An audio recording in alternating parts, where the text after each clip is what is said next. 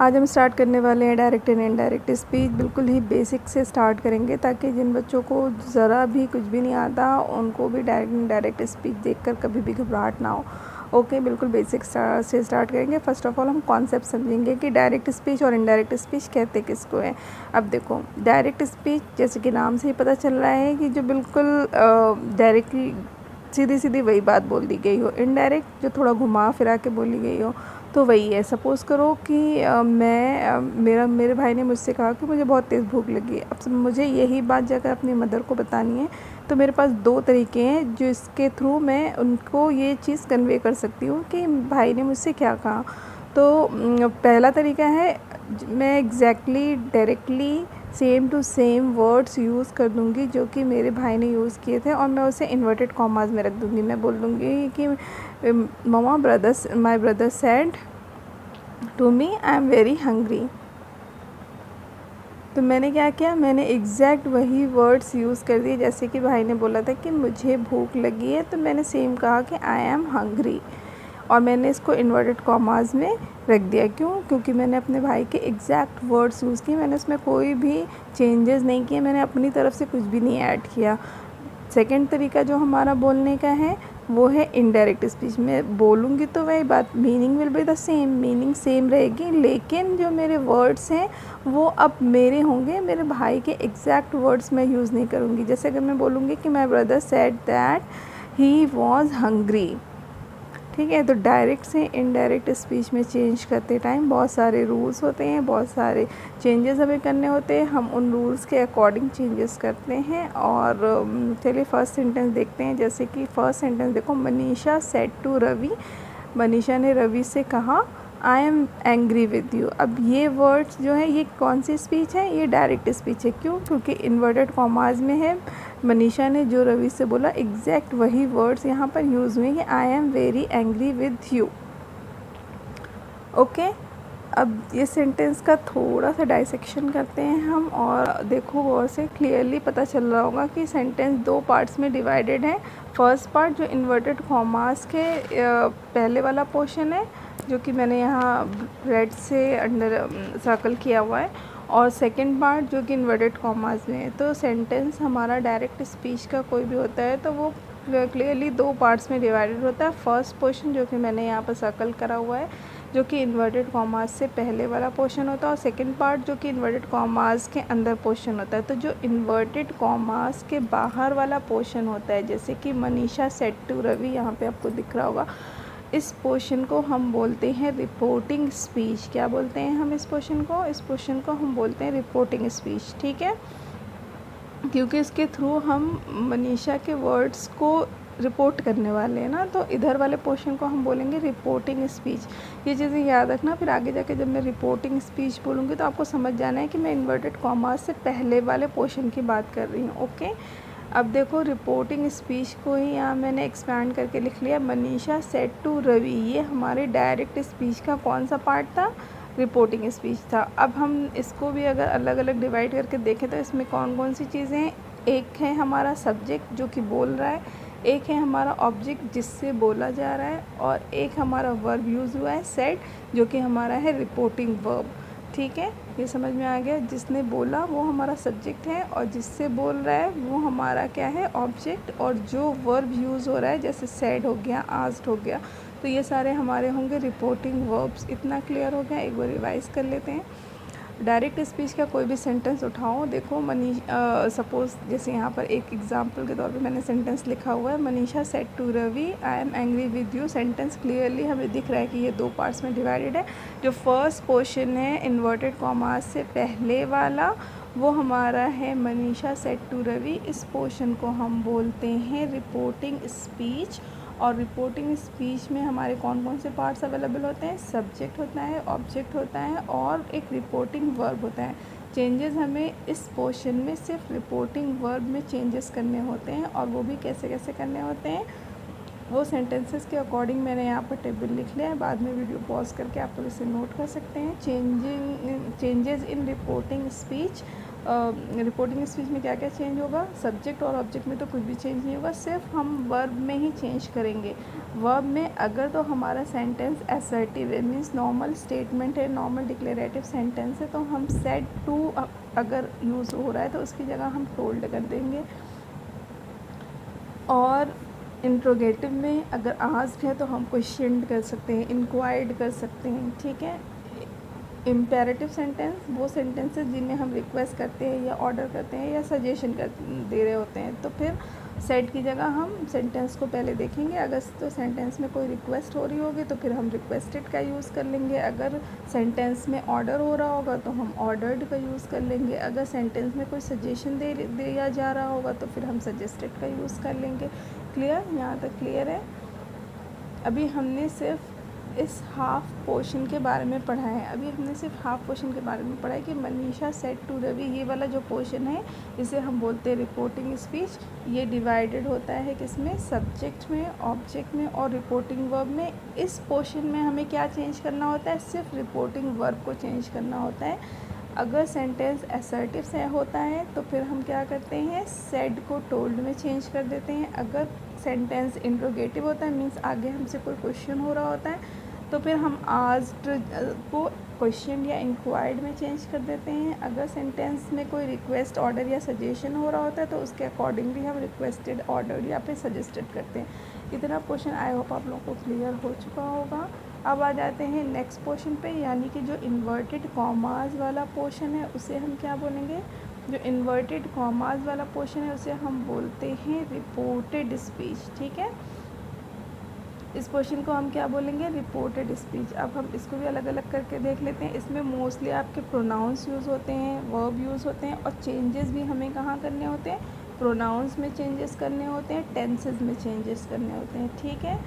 अब प्रोनाउंस को थोड़ा सा डिटेल में समझना पड़ेगा क्योंकि प्रोनाउंस का काफ़ी हद तक काम होता है डायरेक्ट एंड इनडायरेक्ट स्पीच में। डायरेक्ट से इनडायरेक्ट में चेंज करते टाइम हमें प्रोनाउंस में बहुत सारे चेंजेस करने पड़ते हैं। तो प्रोनाउन को पहले थोड़ा सा डिटेल में समझ लेते हैं। प्रोनाउंस हमारे 3 टाइप के, डायरेक्ट इनडायरेक्ट स्पीच के पर्सपेक्टिव से हम देखें तो सिर्फ 3 टाइप के हैं, first person pronoun, second person pronoun और थर्ड पर्सन प्रोनाउन। जो फर्स्ट पर्सन प्रोनाउन है उसमें आई, मी, माई, माइन, वी, आवर, आवर्स, ये सारे प्रोनाउंस आते हैं। मीन्स आई, मुझसे रिलेटेड सारे प्रोनाउंस फर्स्ट पर्सन प्रोनाउन में आएंगे जिसमें मैं शामिल हूँ। आई, मी, माई, माइन, वी में भी तो मैं शामिल हूँ ना, हम लोग, ठीक है। अब सेकेंड पर्सन प्रोनाउन देखते हैं। सेकेंड पर्सन यानी यू, ठीक है, तुम, मैं, हम 2 बंदे हैं तो फर्स्ट पर्सन मैं हुई, सेकंड पर्सन आप हो गए। यू, योर और योर्स, ये तीनों हमारे कौन से प्रोनाउंस हैं, सेकंड पर्सन प्रोनाउन। बाकी हमारे रह गए थर्ड पर्सन प्रोनाउन जिसमें ही, शी, दे, इट, बाकी सारे आ जाते हैं। मतलब मुझे और आपको छोड़ के जितने भी प्रोनाउंस हैं वो सारे हमारे किस कैटेगरी में आते हैं, थर्ड पर्सन प्रोनाउन के कैटेगरी में आते हैं। तो जो हमारे फर्स्ट पर्सन प्रोनाउन होते हैं उसे हम किस के अकॉर्डिंग चेंज करते हैं, जो रिपोर्टिंग स्पीच में हमारा सब्जेक्ट होता है उसके अकॉर्डिंग चेंज करते हैं। अभी हमने देखा था ना यहाँ पर कि ये रहा, रिपोर्टिंग स्पीच में जो सब्जेक्ट है, इस सब्जेक्ट के अकॉर्डिंग हम फर्स्ट पर्सन प्रोनाउन को चेंज करेंगे रिपोर्टेड स्पीच के, और जो ऑब्जेक्ट है उसके अकॉर्डिंग हम चेंज करेंगे सेकंड पर्सन प्रोनाउन को। ये चार्ट आप लोग बाद में वीडियो पॉज करके नोट कर लीजिएगा। This chart is very very important to understand the direct and indirect speech concept, okay. तो जो फर्स्ट पर्सन प्रोनाउन है उसे हम चेंज करेंगे सब्जेक्ट के अकॉर्डिंग, जो सेकंड पर्सन प्रोनाउन है उसे हम चेंज करेंगे ऑब्जेक्ट के अकॉर्डिंग। सब्जेक्ट और ऑब्जेक्ट आपको मिलेगा रिपोर्टिंग स्पीच के अंदर, और उनको देखकर चेंजेस हम कहाँ करेंगे, रिपोर्टेड स्पीच में, यानी जो हमारा इन्वर्टेड कॉमास वाला पोर्शन है उसमें।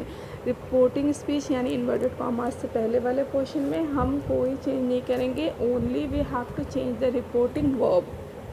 आई होप अभी तक का आपको क्लियर हो चुका होगा। तो हमने देख लिया फर्स्ट पर्सन प्रोनाउन और सेकंड पर्सन प्रोनाउन, और हमने ये भी अच्छे से समझ लिया कि जो इन्वर्टेड कॉमास में जो पोर्शन होता है उसमें जितने भी फर्स्ट पर्सन प्रोनाउन आते हैं उन्हें हम सब्जेक्ट के हिसाब से चेंज करते हैं, और जो जितने भी सेकंड पर्सन प्रोनाउंस आते हैं उन्हें हम ऑब्जेक्ट के अकॉर्डिंगली चेंज करते हैं। सब्जेक्ट और ऑब्जेक्ट कहाँ अवेलेबल होता है, इन्वर्टेड कॉमास से पहले वाले पोर्शन में, जिन्हें हम रिपोर्टिंग स्पीच कहते हैं। I hope till till here we are clear.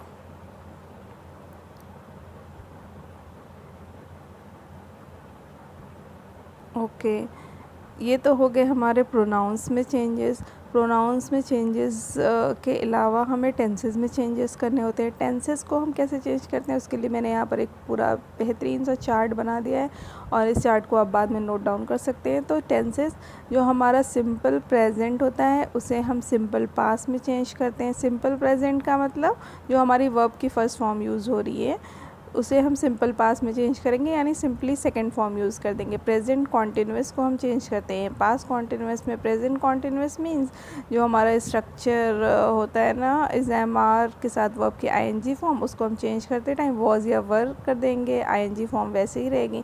Present perfect को हम चेंज करेंगे पास्ट परफेक्ट में, यानी कि जो हैज़ हैव होगा उसे हम चेंज कर देंगे हैड में।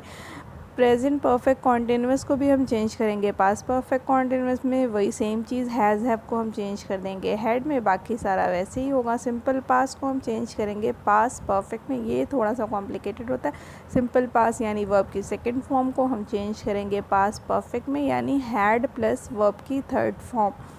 पास्ट कॉन्टिन्यूस को हम चेंज कर देंगे पास्ट परफेक्ट कॉन्टिन्यूस में। Past continuous means was verb के साथ आईएनजी लगा हुआ हो तो हम उसे कैसे चेंज करेंगे, हैड बीन फिर वर्ब की आईएनजी फॉर्म के साथ चेंज कर देंगे। क्लियर। कैन शैल विल को हम चेंज कर देंगे कुड शुड और वुड में रेस्पेक्टिवली।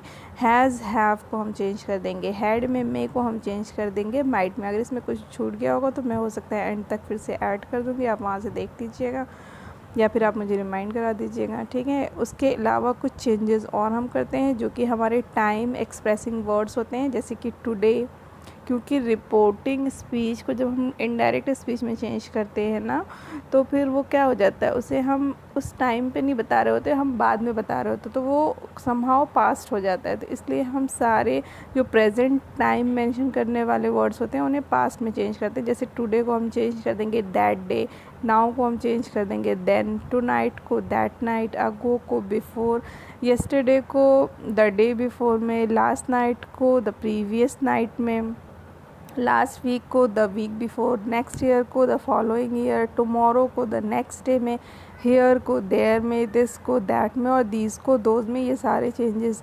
जो भी वर्ड्स हैं इनको आपको बिल्कुल अच्छे से लर्न कर लेना है। ये सारे टेंसेस आपको बिल्कुल अच्छे से लर्न कर लेना है और ये सारे प्रोनाउंस भी आपको लर्न कर लेना है कि फर्स्ट पर्सन प्रोनाउन में कौन कौन से प्रोनाउंस आते हैं और उनको हमें सब्जेक्ट के अकॉर्डिंग चेंज करना है। सेकंड पर्सन प्रोनाउन में कौन कौन से प्रोनाउन आते हैं और उनको हमें ऑब्जेक्ट के हिसाब से चेंज करना है। और जो हमारे थर्ड पर्सन प्रोनाउन है वो उसे हम चेंज नहीं करते, दे रिमेन्स अनचेंज, ठीक है। ये सारा टेबल आप नोट कर लीजिएगा बाद में वीडियो पॉज करके। अभी हम असर्टिव सेंटेंसेस को कैसे डायरेक्ट से इनडायरेक्ट में चेंज करते हैं, ये जो हमने सारे रूल्स पढ़े हैं उन रूल्स के अकॉर्डिंग असर्टिव सेंटेंसेस हमारे वो सेंटेंसेस होते हैं जिनमें हम नॉर्मल स्टेटमेंट कर रहे होते हैं, नॉर्मल सा एक डिक्लेरेटिव सेंटेंस बन रहा होता है। फर्स्ट एग्जाम्पल है he said to me I am angry with you. अब जैसा कि हमने ऊपर पढ़ा था दो पोर्शन, देखो दोनों ही पोर्शन अच्छे से। फर्स्ट पोर्शन यानी रिपोर्टिंग स्पीच, सेकंड पोर्शन यानी रिपोर्टेड स्पीच। फर्स्ट पोर्शन में कुछ भी नहीं चेंज करना, सिर्फ सेड टू को मैंने टोल्ड कर दिया है, आप यहाँ क्लियरली देख सकते हैं ही टोल्ड मी, बस इतना ही किया। इन्वर्टेड कॉमाज हम हटाएंगे और दैट लगाएंगे, ये हम करेंगे असर्टिव सेंटेंसेस में। असर्टिव सेंटेंसेस में हम इन्वर्टेड कॉमाज हटाते हैं और उसकी जगह पर हम लगाते हैं that. You have to remember this concept. अभी हम सेंटेंसेस के अकॉर्डिंगली पढ़ेंगे, सेंटेंसेस वाइज पढ़ेंगे। तो सबसे पहले असर्टिव मैंने स्टार्ट किया, तो असर्टिव सेंटेंसेस हमारे जब डिक्लेरेटिव सेंटेंसेस होंगे या स्टेटमेंट्स जो हमारे होंगे उनमें हम इन्वर्टेड कॉमास की जगह लगाएंगे दैट। यहाँ तक क्लियर हो गया। अब देखो फर्स्ट पर्सन प्रोनाउन को पहचानो जो कि है आई। अब इसे हमें किसके हिसाब से चेंज करना है, ही के हिसाब से चेंज करना है, इसलिए मैंने यहाँ पर लिख दिया है ही। टेंसेस में एम था तो उसे हम करेंगे was. Angry as it is रहेगा। विद यू हमारा सेकंड पर्सन प्रोनाउन है, यानी कि ऑब्जेक्ट के अकॉर्डिंग चेंज करना है, इसलिए मैंने कर दिया है me. He told me that he was angry with me. I hope From this example, your concept of direct and indirect is totally clear. ठीक है, now come to the second sentence. The mother said to the child, I am very tired. इसमें देखिए first portion जो inverted commas से पहले का है, the mother said to की जगह हटाकर हमने टोल्ड किया, द चाइल्ड इतना पोर्शन एज इट इज़ है, फिर हमने इन्वर्टेड कॉमास को हटाया, उसकी जगह दैट लगा दिया। यहाँ तक क्लियर है। नेक्स्ट, ये हमारा फर्स्ट पर्सन प्रोनाउन है, इसलिए हमने इसे मदर के अकॉर्डिंग चेंज कर लिया है। मदर ऑब्वियसली शी होगी तो शी लगाएंगे, एम की जगह वापस से हमने वॉज लगा दिया, और आगे सेकंड पर्सन प्रोनाउन कोई यूज़ हुआ नहीं है, इसलिए हमें और कुछ भी चेंज करने की ज़रूरत नहीं। वेरी टायर्ड को वेरी टायर्ड ही रहने देंगे। थर्ड सेंटेंस देखते हैं। The boy said to his sister, I completed my work. The boy subject, said to को चेंज किया टोल्ड में, हिज सिस्टर ऑब्जेक्ट, इतना क्लियर है। इन्वर्टेड कॉमास हटा के डैट लिख दिया है। आई को हम चेंज करेंगे इस बॉय के हिसाब से, यानी ही करेंगे लड़के के हिसाब से। कंप्लीटेड यहाँ पर वर्ब की सेकंड फॉर्म है, तो यानी हमारा पास्ट है, तो पास्ट को हमें किस में चेंज करना है, ये रहा सिंपल पास्ट को हमें चेंज करना है पास्ट परफेक्ट में।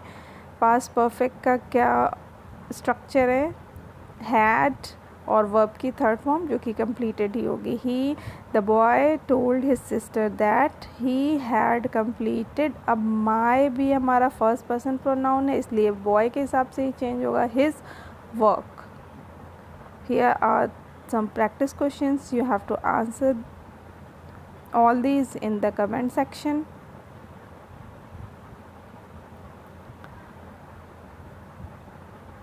Comment me if you have any problem in this section. In the second part of this video, I will take up the interrogative sentences and imperative sentences. I hope assertive sentences are pretty much clear.